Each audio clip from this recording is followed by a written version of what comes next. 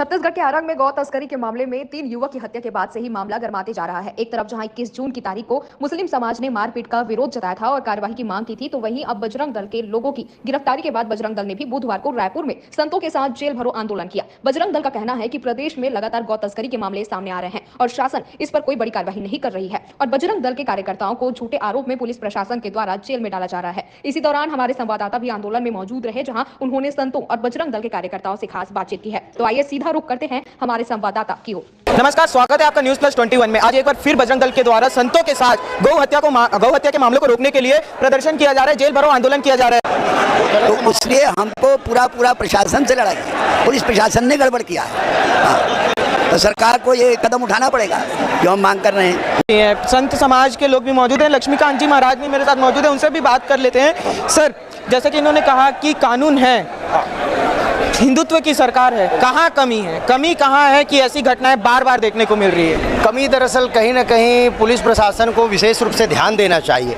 अभी तक ये जो हिसाब से इनको काम करना चाहिए वैसे ये काम नहीं किए। अगर पुलिस का काम अगर सही हो जाए तो बजरंग दल क्यों जा कर के गौ तस्करी को रोकेगा? हमारे भाई सब गौ सेवक जो है बजरंग दल के भाई गौ तस्करी को रोकने के लिए रोज़ जा रहे हैं, रोज़ गौ तस्करों को मार रहे हैं। मारने का तात्पर्य मर्डर किसी का नहीं कर रहे हैं। लेकिन सर, बजरंग दल कौन होता है कानून को अपने हाथ में लेने वाला? अगर गौ तस्कर का पता चलता तो पुलिस को बुलाएगा। बजरंग दल क्यों करेगा, किसी को मारेगा? ये हक किसने दिया? संविधान ने तो नहीं दिया है। बजरंग दल कभी किसी का हत्या नहीं करता। बजरंग दल कभी किसी मारने की बात करो सर, आपने कहा 2-3 तमाचा। क्यों नहीं मारेंगे? गौ माता को हम माँ कहते हैं, हमारी माँ का तस्करी करोगे तो झापड़ तो क्या हम लात में मारेंगे, गदे से मारेंगे। लेकिन ये तो गलत है। लेकिन ये तो गलत, अगर ये गलत है, गौ माता को तस्करी करना भी गलत है। उसके लिए पुलिस प्रशासन है सर, सरकार को ना रोकोगे तो हमको कैसे, हमको खुजली थोड़ी हो रहा है कि हम जाकर के वहां से लड़ाई करेंगे। भाई मेरा प्रश्न था पहला कि चूक कहाँ हो रही, किसकी गलती मान? शासन प्रशासन में हो रहा है और कहीं ना कहीं इसमें सरकार भी दोषी है। जो प्रदेश में सरकार चल रहा है वो भी इस संदेह में आता है, क्योंकि अगर सरकार नहीं चाहेगी तो कोई भी अपराध हो ही नहीं सकता। तो इसका विशेष रूप से ध्यान देना चाहिए पुलिस प्रशासन को। अब जब हमारे बजरंगी भाइयों के ऊपर झूठा आरोप लग गया तो पुलिस प्रशासन कह रहा है कि अब गौ तस्करी बिल्कुल नहीं होगा। अरे पहले कहाँ थे, तुम सो रहे थे क्या भाई?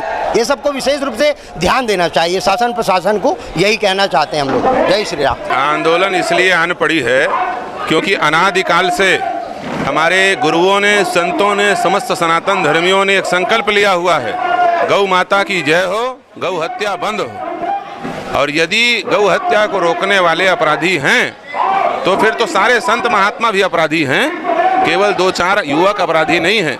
गौ रक्षा करने के लिए जो सनातनी अपराधी हैं, यदि वो अपराधी माने जाते हैं भारतीय कानून में, तो हम समस्त भारतवासियों को, संत महात्माओं को कारागृह में बंद किया जाए। यदि गौ रक्षा करना किसी प्रकार से जघन्य कृत्य है तो उस जघन्य कृत्य के अपराधी सभी संत हैं, सभी महात्मा हैं, बजरंग दल है, विश्व हिंदू परिषद है, संत समिति है और सारे संत हैं। हम लोग अपने आप को अपराधी मान करके यहाँ पर आए हुए हैं और ये बता रहे हैं कि भाई अपराधियों को दंड मिलना चाहिए, क्योंकि गौ रक्षा हो और गौ हत्या बंद हो तो हम लोग प्रवचनों में नारा देते हैं। अब जिन लोगों की मृत्यु हुई है और फिर मरने के पहले उन्होंने बयान भी दिया, तो किस दबाव में ये काम हो रहा है, इसी बात को तो समझना है। इसीलिए तो यहाँ पर सब बात हो रही है। आगे क्या कार्रवाई चाहते हैं? आगे कार्रवाई ये चाहिए कि हमारे जो गौ सेवक हैं, गौ रक्षक हैं, वो लोग कोई अपराधी किस्म के लोग नहीं हैं, उनका कोई हिस्ट्री नहीं है किसी प्रकार का अपराधी, उनको बाइज्जत बरी करना चाहिए।